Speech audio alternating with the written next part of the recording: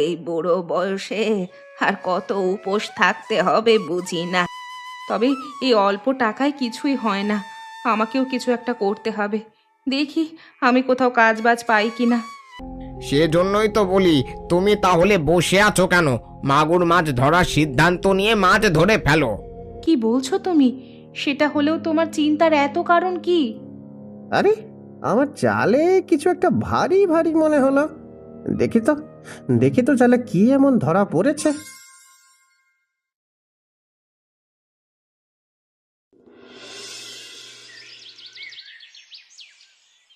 কি গো বৌমা, এই অল্প কয়টা চাল অবশিষ্ট ছিল, এই কয়টা চালে আমাদের সবার হবে?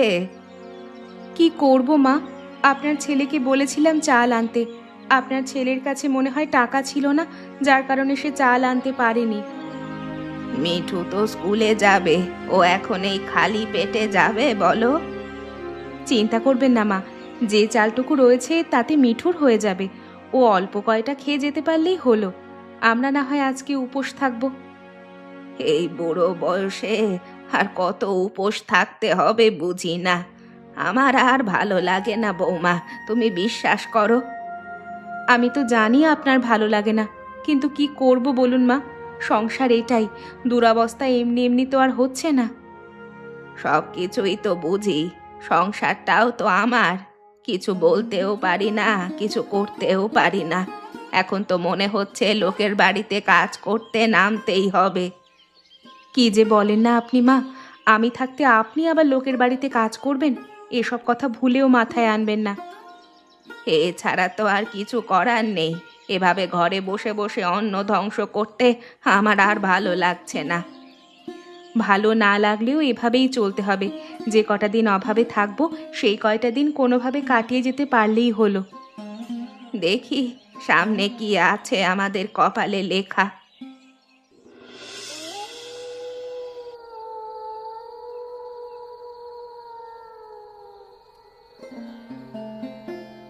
কি গো, আজকেও এত অল্প টাকা পেয়েছো?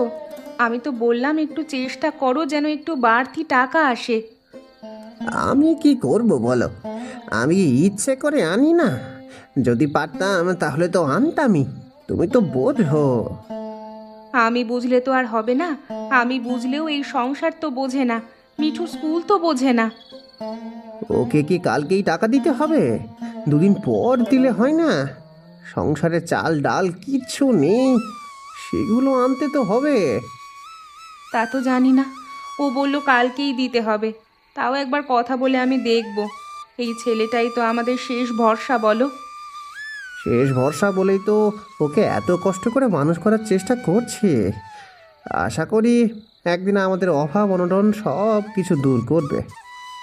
তবে এই অল্প টাকায় কিছুই হয় না, আমাকেও কিছু একটা করতে হবে। দেখি আমি কোথাও কাজ বাজ পাই কিনা। হাই রে, এখন এমন অবস্থায় আমাদের এসে দাঁড়াতে হলো যে তোমাকেও বাড়ির বাইরে কাজ করতে যেতে হবে।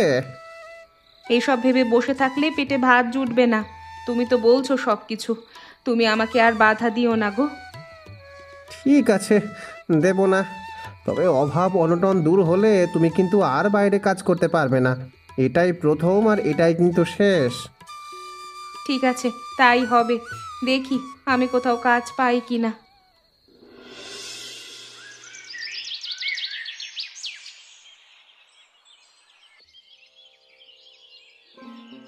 কি গো বিমল, তুমি এখানে মন খারাপ করে বসে আছো কেন? কিছু হয়েছে নাকি? সংসারে অশান্তি হয়েছে? না গো কাকা, সংসারে অশান্তি হয়নি, তবে সংসারে অভাব অনটন বেশিভাবেই আমাকে জড়িয়ে ধরেছে। কি বলছো তুমি? এই বর্ষায় তোমার কাজ নেই নাকি? আগে যে কাজ করতাম সেই কাজ তো সেই কবেই চলে গেছে। এখন ছোট একটা কাজ শুরু করেছি, তাতেই কোনো মতে চলছে। আমারও অবস্থা ওই একই রকম, জানোই তো। এই নৌকা চালিয়ে তবেই আমি আমার সংসার চালাই, কিন্তু এখন নদীতে অধিক পরিমাণে নৌকা বেড়ে গেছে। কেন গো কাকা, এই এত নৌকা বেড়ে যাওয়ার কারণ কি হঠাৎ করে? কি আর বলবো, ওপারে এক বিশাল মাছের ঘের ভেঙে গেছে, সেখান থেকে বড় বড় মাগুর মাছ নদীতে ছড়িয়ে পড়েছে। সেই মাছ ধরার জন্যই এত নৌকা বেড়ে গেছে। তাহলে তো সেটা মাছের নৌকা। তোমার মতো মাঝির নৌকা তো নয়। কেউ যদি মাছের নৌকা দিয়ে সহজেই নদী পার হতে পারে, তাহলে আর কে পয়সা দিয়ে আমার নৌকাতে যাবে বলো? তা অবশ্য তুমি ঠিক কথাই বলেছ। সবাই এখন বেশ অভাবেই আছে, সবাই এখন কম খরচ চিন্তা করবে। সেজন্যই তো বলি, তুমি তাহলে বসে আছো কেন? মাগুর মাছ ধরার সিদ্ধান্ত নিয়ে মাছ ধরে ফেলো। সে বললে হয় নাকি? কত মানুষ মাছ ধরছে, কত মাছই বা পাবে। এই চক্করে পড়লে আমার এখনকার কাজটাও চলে যাবে। তা হয়তো ঠিক, তবে দেখো, তোমার যেটা ভালো মনে হয় সেটাই করো। যেভাবে সংসারে বাড়তি টাকা আসবে সেটাই করা শ্রেয়।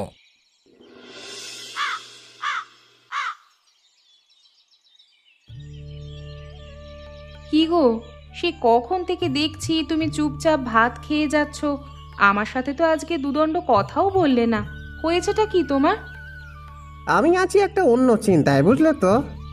চিন্তাটা সঠিক হবে কিনা সেটাও ভেবে পাচ্ছি না।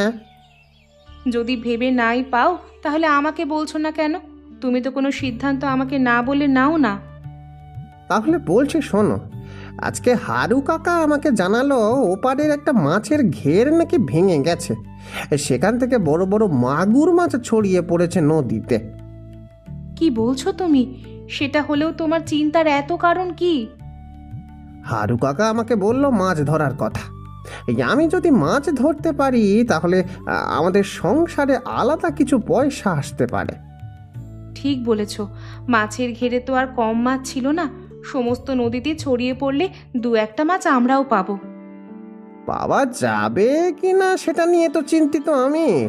গ্রামের সব লোক এই মাছ ধরার চেষ্টা করছে, তাও নাকি বিশাল বড় মাগুর মাছ। তাহলে আমরা একবার চেষ্টা করে দেখি না? যদি চেষ্টা করে দু একটা মাছ পাই সেটাও তো আমাদের জন্য অনেক। সেটাই চিন্তা করছি। যদি বেশি পাই বাজারে বিক্রি করব, আর যদি কম পাই তাহলে কয়েকদিন অনায়াসেই আমাদের সংসার চলে যাবে। তাহলে তুমি সমস্ত ব্যবস্থা করো, আমি আর তুমি মিলেই মাছ ধরবো।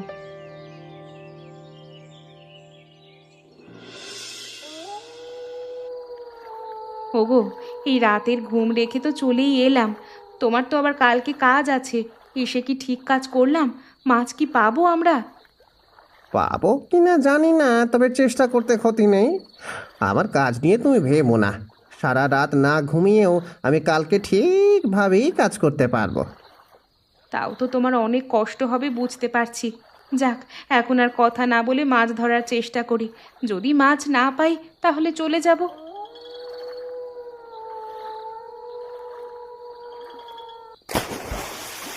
আরে, আমার জালে কিছু একটা ভারী ভারী মনে হলো। দেখি তো, দেখি তো জালে কি এমন ধরা পড়েছে। সত্যি তো, এত বড় একটা মাগুর মাছ পেলাম, তাও আবার এত অল্প সময়ের মধ্যে।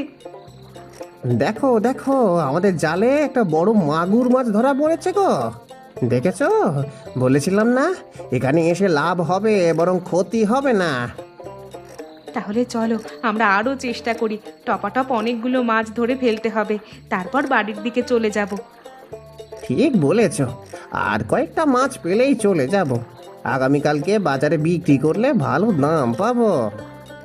মাছগুলো দেখতে ভালোই লাগছে, যেমন বড় তেমন মোটা সোটা। ঘেরেন মাছ বলে কথা। চলো চলো, আর কথা বাড়িয়ে লাভ নেই, চলো।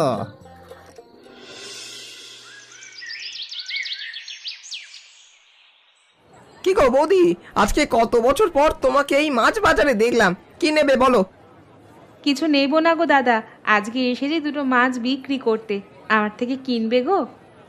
তোমার থেকে মাছ কিনবো, কিন্তু তুমি মাছ পেলে কোথায়? গত 4-5 মাসের মধ্যেও তুমি মাছ বাজারে আসোনি টাকার অভাবে। তাতে কি হয়েছে? টাকার অভাবে না আসতে পারলে আমার কাছে কি মাছ আসার কোনো সুযোগ নেই? সুযোগ নেই সেটা বলছি না, তবে মাছ যদি তোমার হাতে আসে তাহলে তো সেই মাছ তোমার খাওয়ার কথা। সংসারে অভাব থাকলে এত আরামায়েশ চলে না। দুটো মাছ বিক্রি করতে পারলে 2 কেজি চাল নিতে পারবো, এটাই তো অনেক। দাও দেখি তোমার মাছ দুটো, দেখি কেমন, যদি পছন্দ হয় তবেই নেব। ওরে বাবা, এত সুন্দর মাছ আর এত বড় মাগুর মাছ তুমি কোথায় পেলে গো? তা জেনে তো তোমার লাভ নেই। এখন তুমি বলো এই মাছ দুটো কত দেবে, না হলে আমি অন্য দোকানদারের কাছে চলে যাব। আরে না না, কি বলছো তুমি? তুমি আমার কাছে এত ভরসা করে এসেছো, তোমাকে তো আমি খালি হাতে ফিরিয়ে দিতে পারি না। খালি হাতে ফিরিয়ে দেবে না ঠিকই, তবে একেবারে যে অল্প দাম দেবে আর আমি নিয়ে যাব সেটাও কিন্তু হবে না। বেশ, তোমার এই দুটো মাছের জন্য আমি তোমাকে 400 টাকা দেব। আমাকেও তো আবার বিক্রি করতে হবে, বলো। তা হবে না, আমি 400 টাকায় বিক্রি করব না। আমার দাম হলো 500 টাকা। যদি তুমি 500 টাকায় দুটো মাছ নিতে পারো তাহলেই আমি দেব। এটা একটু বেশি দাম হয়ে গেল না বৌদি? মাছও তো সেরকম, তুমি মাছের দিকে তাকিয়ে দেখো কত বড় আর কত তেল তেলে। অন্য দোকানদারের কাছে নিলে আমি নির্ঘাত 600 টাকায় বিক্রি করতে পারবো। তুমি তো আমাকে বিপদে ফেলে দিলে। ঠিক আছে, আমি তোমাকে 500 টাকাই দেব। আরেকটা কথা, আমি যদি প্রতিদিন তোমাকে এভাবে মাছ এনে দিতে পারি তাহলে তুমি কিনবে তো? অবশ্যই কিনবে, এইসব মাছে ভালো দাম পাওয়া যায়। আমরা তো আর টাটকা মাছ পাই না। টাটকা মাছ যদি দোকানে দেখে খোতের এমনিতেই নিয়ে যাবে। ঠিক আছে, তাহলে তাই হবে।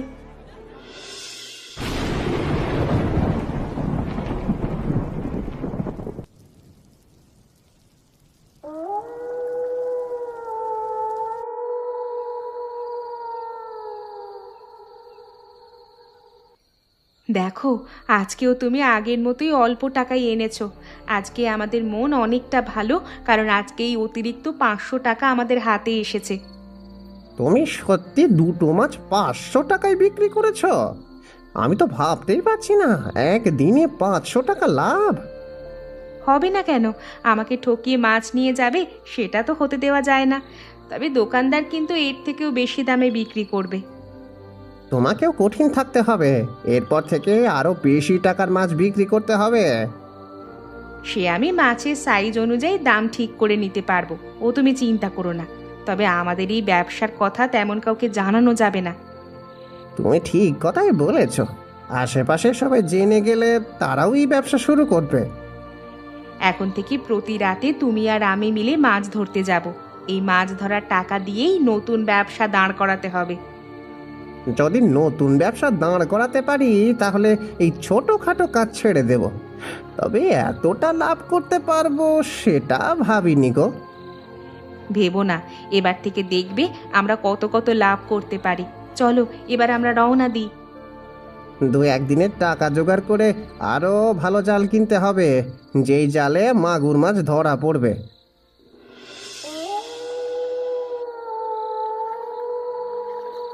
এ কি সর্বনাশ!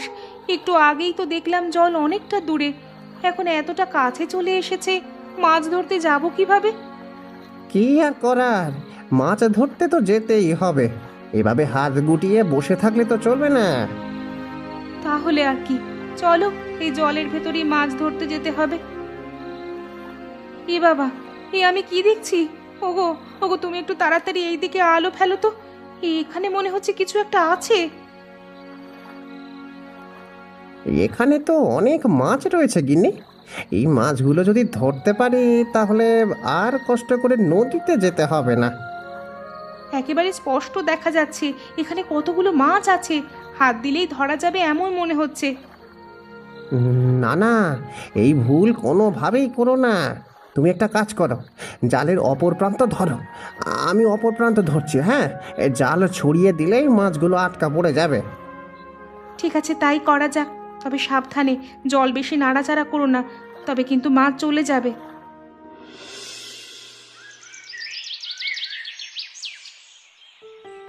কি একটা অবস্থা বলো তো! চারিপাশে জলে ভরে গেছে, কোথাও একটু যেতে পারছি না। তার বলতে, এই বন্যায় আমাদের গ্রামটা একদম ভাসিয়ে নিয়ে গেল গো। বন্যার সাথে সাথে এসেছে অভাব। ও হ্যাঁ, তোমাকে একটা খবর দেওয়ার ছিল। আমি গত রাতেই আশ্চর্যজনক একটা ঘটনা দেখেছি। এই ঝড় বন্যার মধ্যে তুমি আবার কি আশ্চর্যজনক ঘটনা দেখলে গো? আমার মনে হচ্ছে পাশের বাড়ির মালতী আর ওর জামাই ভালোই কালো জাদু করে। এসব কি বলছো তুমি? এখানে আবার কালো জাদু কোথা থেকে এলো? আরে বাবা হ্যাঁ, গত রাতে দেখেছি 1 মিনিটের মধ্যেই ওই বিমল আর মালতী বাইরে বের হলো, আর 2 মিনিটের মধ্যেই কতগুলো মাছ নিয়ে ঘরে ঢুকে গেল। হতে পারে ওরা মাছ ধরেছে, কিন্তু ওরা তো নদী পর্যন্ত যেতেই পারেনি। আমি তো মাছ ধরতে ওদেরকে দেখিনি, শুধু দেখলাম বের হলো আর ঢুকলো। তাহলে তো ব্যাপারটা নিয়ে ভাবতে হয়। আমিও তো সেই কারণেই বলছি, তুমি দেখো ওরা নিশ্চিত কালো জাদু শুরু করেছে। কাকিমা, এই যে তোমার ঘরে এসে মাঝে মধ্যে পান খেয়ে যাই, তুমি আবার রাগ করো না তো? আরে খা তো, যখন থাকবে না তখন খাবি না, যখন থাকবে খাবি। আমি কি তোদেরকে কখনো বারণ করেছি? না, তুমি তো বারণ করনি, তাই তো তোমার কাছেই ছুটে ছুটে আসি। তবে এসেছি কিন্তু শুধু পান খাওয়ার জন্য নয় কাকিমা, একটা খবর দেওয়ার জন্য এসেছি। কেন রে, গ্রামে আবার কিছু ঘটেছে নাকি? ঘটেছে তো অবশ্যই। গ্রামের লোকজন বলা বলি করছে তোমার বউ কালো জাদু জানে, সে কালো জাদু করছে। কি বলছিস তুই? আমার বউ কত ভালো মানুষ, সেটা গ্রামের সবাই জানে। সবাই হঠাৎ করে এমনটা কেন বলছে? কারণ মানুষ দেখেছে 2 মিনিটের মধ্যে তোমার পুত্রবধূ কতগুলো বড় বড় মাগুর মাছ ধরতে পারে। এত বড় বড় মাছ ধরা তো সম্ভব নয় এত কম সময়। কি সব বলছিস তুই? আমি ওসব কিছুই জানি না, হয়তো লোকজনের ভুল হয়েছে। আরে বাবা, আমি নিজের চোখে দেখেছি, আমি তো আর তোমাকে মিথ্যে কথা বলছি না, বলো। তুই যখন দেখেছিস তাহলে তো ব্যাপারটা নিয়ে একটু ভাবতে হয়। আচ্ছা, আমি ওর সাথে কথা বলে দেখব। কি হলো, বলছো না কেন? আমি তোমাকে এত করে জিজ্ঞাসা করছি, গ্রামের লোকজন যা বলছে তা কি সত্যি? এটা সত্য হয় কিভাবে আপনি বুঝতে পারছেন না? গ্রামের লোকজন বলছে আমি কালো জাদু করি, এটা কখনো সম্ভব? সম্ভব হবে না কেন? যারা নিজের চোখে দেখেছে তারা তো আমাকে নিজেই বলে গেছে। কি বলেছে সবাই? কি আর বলবে, বলেছে তুমি 2 মিনিটের মধ্যে ঝুড়ি ভর্তি করে বড় বড় মাগুর মাছ নিয়ে আসো। এটা কি স্বাভাবিক কোনো ঘটনা? আপনি কোনো কিছুই বুঝতে চেষ্টা করেন না। গ্রামের লোক বলল আর আপনি বিশ্বাস করে নিলেন? আমাকে একটাবারও জিজ্ঞাসা করার প্রয়োজন মনে করলেন না? কি জিজ্ঞাসা করব? বাড়ির বউ ভুল পথে গেলে তাকে শাসন করব না? ভুল পথে গিয়েছে কিনা সেটা আগে যাচাই বাছাই করুন। আপনি তো কোনো কিছু জানার চেষ্টাই করছেন না। সংসারের জন্য এত করেও কোনো লাভ নেই। ওসব কালো জাদুর টাকা আমার সংসারে লাগবে না। তুমি ওসব নিয়ে বাড়ি থেকে বের হয়ে যাবে। আমি এই ব্যাপারে আপনাকে কিছুই বলবো না। আপনার ছেলে আজ আসুক, আপনি নিজেই আপনার ছেলের সঙ্গে কথা বলে নেবেন। শুনলে শুনলে এই মেয়ের কথা? তাহলে গ্রামের লোকজন যা বলছে সেটাই তো সত্য। কি গো দাদু ভাই, স্কুলে গিয়েছিলেন নাকি? তা আজকে এত তাড়াতাড়ি চলে এলে যে, স্কুল ছুটি হয়ে গেছে? না গো দাদু, স্কুলে ছুটি হয়নি। স্কুলের সবাই আমাকে খেপাচ্ছে, তাই আমি চলে এসেছি।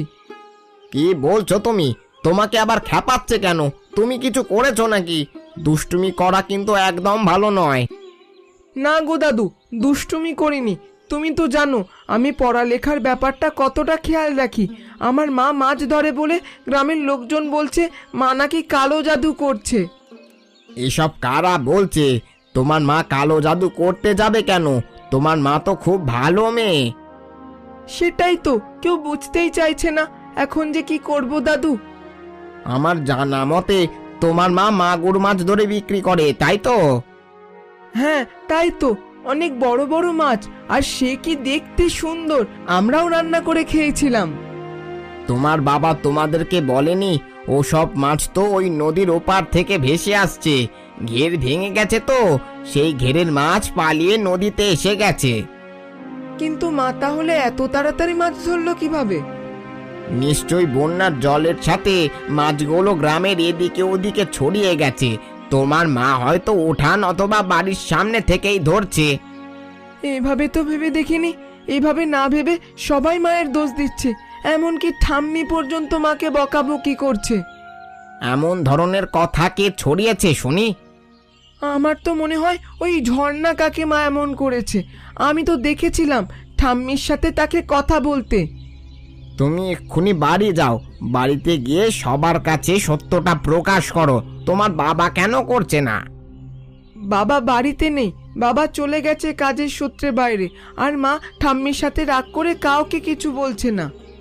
তাহলে তুমি যাও, তুমি গিয়ে সবাইকে এই কথা খুলে বলো, তাহলে সব সমস্যার সমাধান হয়ে যাবে।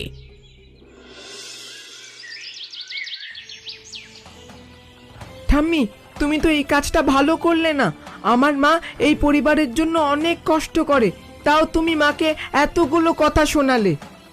তোর মা খারাপ কাজ করেছে তাই বলেছি। তোর উচিত কোনটা সত্য কোনটা মিথ্যা এটা জেনে খারাপ কাজকে ঘৃণা করা। আমি সত্যিটা জেনেই তোমার সামনে এসে দাঁড়িয়েছি, কিন্তু সত্যটা তুমি জানো না। কোন সত্য? কিসের সত্যের কথা বলছিস তুই? মায়ের হয়ে সাফাই গাইতে এসেছিস? সাফাই গাইতে আসিনি, তোমাকে সত্যটা জানাতে এসেছি। নদীর ওপারে একটা মাছের ঘের ভেঙে গেছে। সেই মাছ বন্যার জলে বাড়ির সামনে চলে এসেছে, সেটাই মা ধরে এনেছিল। কিন্তু এতগুলো কথা তুই জানলি কিভাবে? কিভাবে আবার? হারু দাদু বলেছে। হারু দাদু নিজেই তো বাবাকে বলেছিল মাছ ধরার কথা, আর আজকে তিনি আমাকেও এসব বলেছে। তাহলে গ্রামের লোক যে বলা বলি করছে? সেসব কথা ভুল। তোমার ওপরে অভিমান করে মা নিজেও এসব কিছু পরিষ্কার করছে না। কিন্তু তোর কথা যদি মিথ্যে হয়? নিজের ছেলেকে তো বিশ্বাস করবে। তোমার ছেলে এলে তাকেই জিজ্ঞাসা করো। তাহলে অন্যের কথা শুনে আমার খুব বড় ভুল হয়েছে। আমার এমনটা করা একদম উচিত হয়নি। বাবা এলে তুমি বাবার সাথে কথা বলো, আর তোমার ভুলের জন্য মায়ের কাছে অবশ্যই ক্ষমা চাইবে তুমি। বোমা, বোমা, আমার অনেক বড় ভুল হয়ে গেছে। তুমি আমাকে দয়া করে ক্ষমা করে দাও। আমি না জেনে বুঝে এমনটা করেছি। আমি আপনার সংসারে এত বছর আছি, এত কষ্ট করছি, আপনি তাও কিভাবে বিশ্বাস করলেন মা? আমি তো প্রথমে বিশ্বাস করতে চাইনি, কিন্তু এমনভাবে বলল যে বিশ্বাস না করে পারলাম না। আমি ভুল করেছি, ক্ষমা করবে না তুমি? ক্ষমা করতে পারি, তবে একটা শর্তে। আর কারো কথায় কোনোদিন কান দেওয়া চলবে না। আর এবার থেকে আমাদের কাজেও আপনাকে সাহায্য করতে হবে।